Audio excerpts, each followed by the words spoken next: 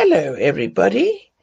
It's me, Fee, or Fiona Timms, otherwise known as White Zulu, author of my autobiography of the same name. And I welcome you all to another chapter from my book. I do hope you're all enjoying my life story. And I must thank all of you for being such dedicated subscribers, especially those who write such complimentary messages below my videos. They are much appreciated. I would like to point out that the previous South African flag hanging on the wall behind me is not a political statement. It is simply a piece of history in the background of my first 50 years of life, being born and growing up in my beloved mother country, South Africa. My autobiography, White Zulu, is not a political commentary and frankly describes my experiences of growing up with the Zulu tribe as my family. That flag is simply a piece of cloth signifying the history of South Africa.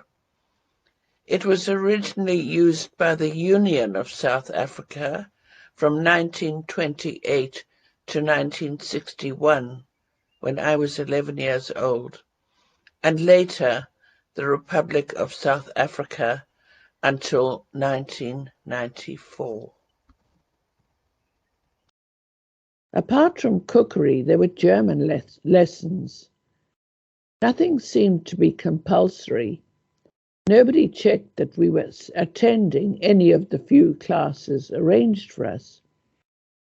There wasn't any timetable or even a curriculum, other than what the savages had printed in their thick, glossy brochure sent out to my parents and brought along by me.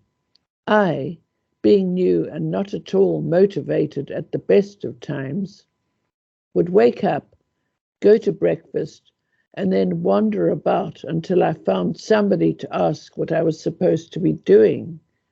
Depending on the person I asked, the answers appeared to be different, or certainly very confusing. I'd ask a maid in French, who'd always look round nervously before telling me that she had no idea where I should be, let alone doing what. The girls had all distanced themselves from me immediately. Not unexpectedly, Jane, who'd been there a long time and knew everyone, had described at length how awful I was, having had to endure my company in France for the past 2 weeks. She'd taken an instant dislike to me on day one, even before we'd boarded the train to Paris, and I'm sure I'd continued to annoy her from then on. My reputation preceded me, and being South African didn't help either. Sorry, I still have this sore throat, and it's really bugging me. I hope that's better. There were no black or mixed race girls at the school. Maria was the closest to being different there, and she was completely self-effacing because of her very limited language skills, none of which improved all the time I knew her. It didn't help to be a member of the pariah dogs of the world, as we white South Africans were known as from 1961 until 1994, after Nelson Mandela was released from Robben Island, and after which our beloved country was given to the ANC. There were even signs outside the entrance to the Taj Mahal Palace in India that said, "No dogs or South Africans allowed." This always tickled Dad, who'd never had any intention of visiting India. There are quite enough of them behind the counter at Hewson's, gouging me for me want to get on a plane to see that filthy, wretched country, was his succinct comment.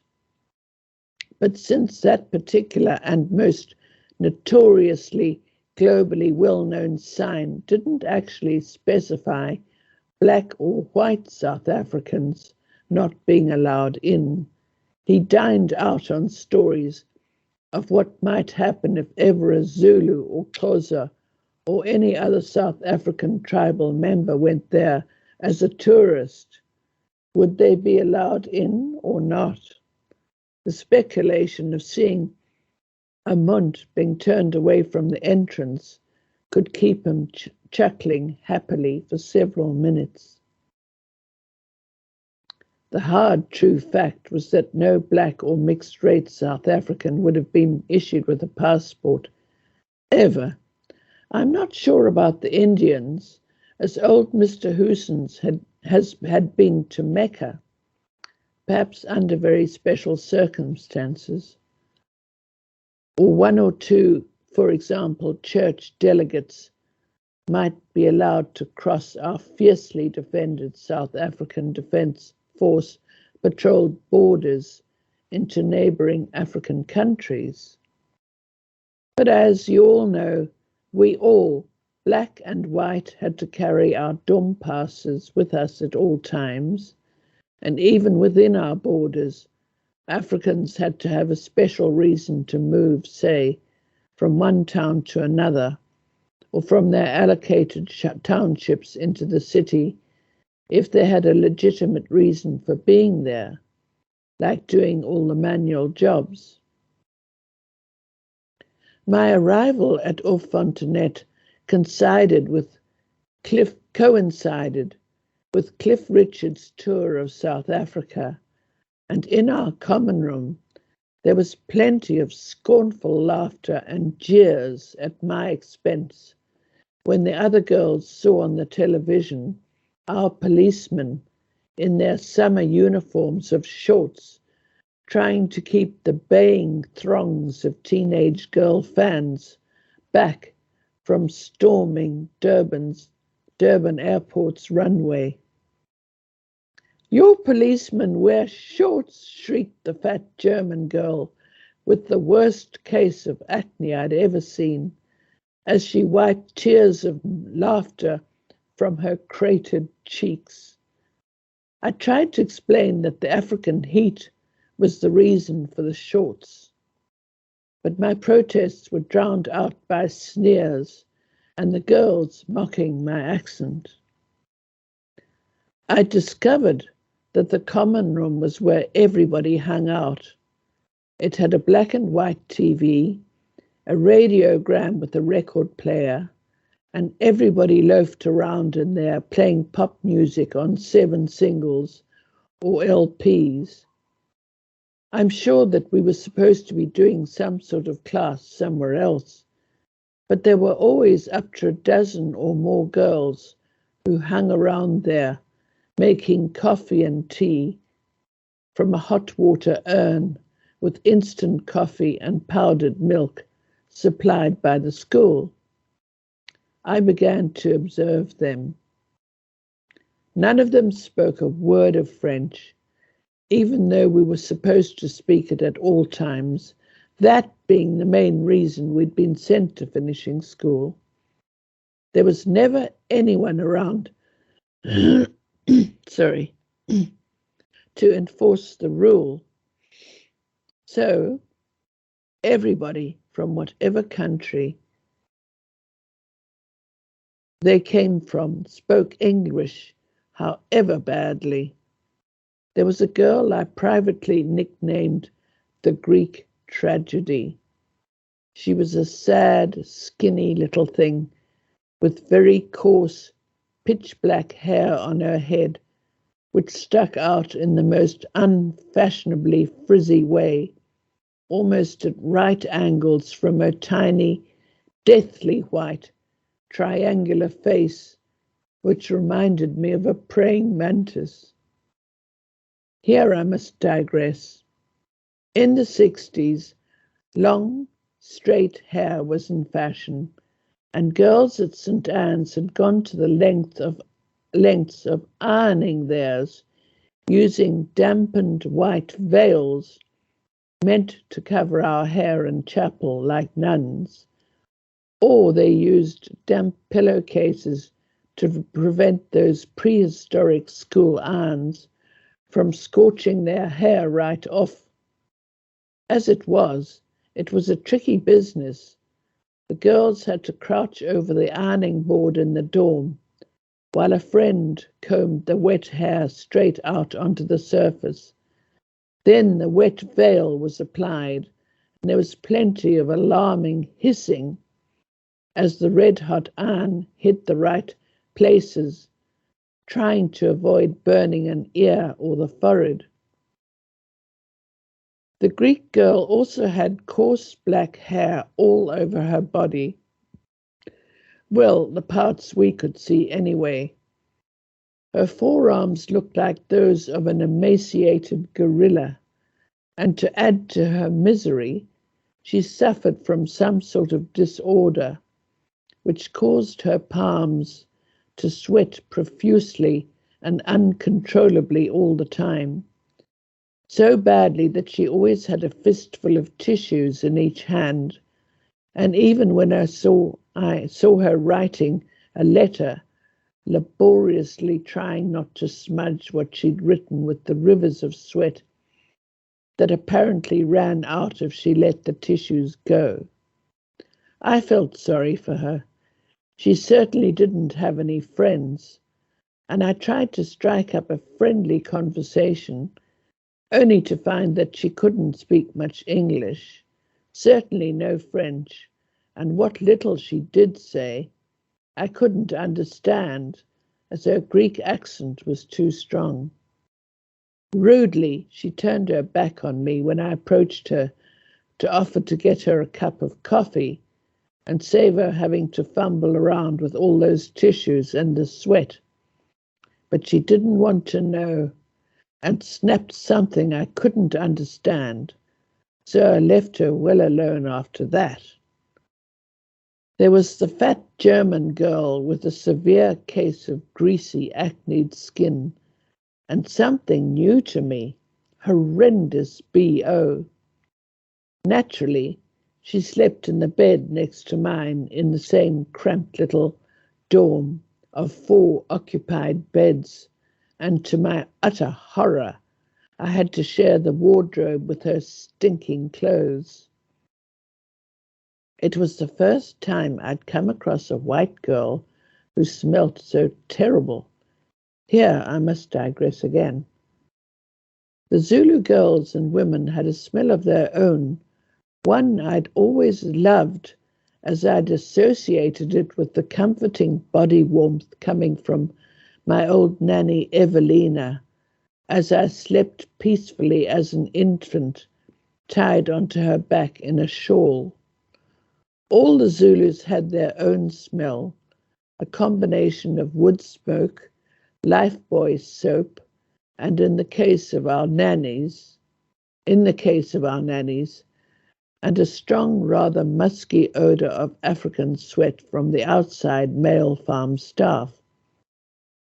Neither of my parents could stand the smell of munt, and Dad refused to have any of his labourers in the cab with him, in whatever farm vehicle he happened to own at the time. He kept the dogs in the cab, however terribly they stank, especially after a run in with a polecat, or from rolling in something disgusting they'd found, and the Zulus sat outside in the back, whatever the weather. He couldn't allow the dogs to ride in the back of the bakkie, jeep, or Land Rover, unless one of us children was back there, too, to keep the dogs under control, because they went for the staff, growling and snarling, and many a terrified Zulu had leapt out of the often rapidly moving vehicle to escape the snapping jaws of even such a small dog as my little Pekingese cross Pomeranian Pitts. Actually, he was the worst culprit, the most aggressive of all our dogs, and was feared by every African but the house staff, like Mackay, who fed all the domestic dogs, cats, ducks, and poultry. Back at the finishing school, one day after we'd had a particularly hot spell, and I'd been out in Vevey for the day, I came back and hung up the light summer dress I'd been wearing that day to change into a pair of jeans for the evening, and I noticed that the smell of unwashed body was even worse than usual. The stench hit me in the face as I opened the wardrobe door, and I was so surprised that I had a quick rifle through the 6 articles of clothing which I had hanging there. A turquoise corduroy long-sleeved mini dress I'd recently bought, but not worn yet, had great big stains under the armpits. Puzzled, I pulled it out and reeled backwards as the BO coming off it in almost visible fumes hit me. The German girl had obviously been wearing it for most of the day to get that amount of sweat embedded in it. When I asked her outright if she'd borrowed my dress while I was out, she lied at first and then said rather aggressively, "You don't mind, do you? We all swap our clothes with our friends all the time." It wasn't a question, but a challenge. I would have loved to point out that I was very tall and slender, while she was short and fat, but quite frankly, I was afraid of her, and just meekly said, "I'd rather you didn't. I'd not even worn it myself. Look, that one still has the label on it." I then had to take my brand new dress down to one of the town's dry cleaners for them to try and get the stains out. I didn't have much in the way of pocket money and nothing like enough summer clothes, since I hadn't brought any over from home at the beginning of the year. So I'd saved up and even given up buying chocolate so that I could get myself some trendy stuff. That's all for this time. There's plenty more to come. Thank you so much for listening. I want to thank John Muslane for being my sound engineer. And it's goodbye from me, and next time.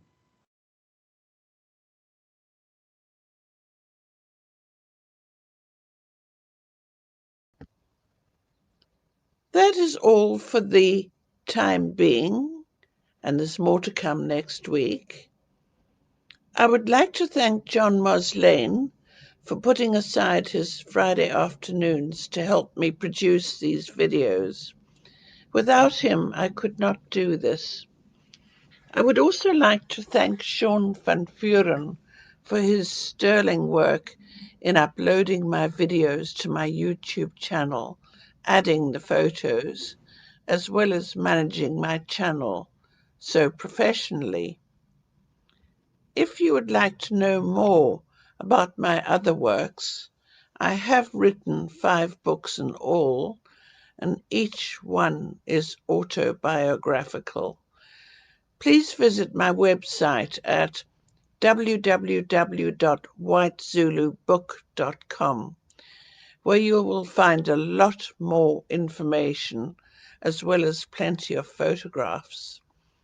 Thank you so much for listening. I hope you enjoyed my life story, and there is plenty more to come. A thumbnail photo will be attached each week, and Thank you so much for all your support and all the very kind remarks you make in complimenting me on my work. I really appreciate it. Goodbye.